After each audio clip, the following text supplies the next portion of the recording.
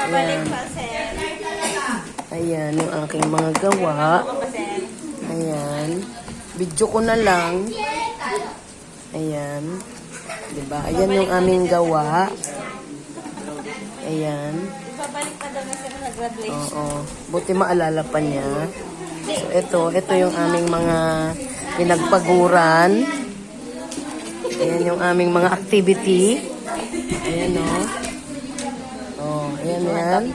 Oh, videohan, o. Ayan, activity number 8. Activity number 9. Wala pa? Hindi naman sa kanila, oh. Umuulan. Activity 10. Oh, una, palakihan ng chan. Sino pa yan?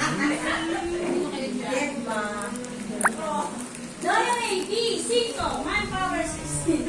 Time is more precious than gold. Ayan yung aking mga gawa. Last day na namin ngayon sa aming test the training, kaya ipapasa namin ito. So, ito yung mga ginawa ko. Ayan, ayan. Ayan.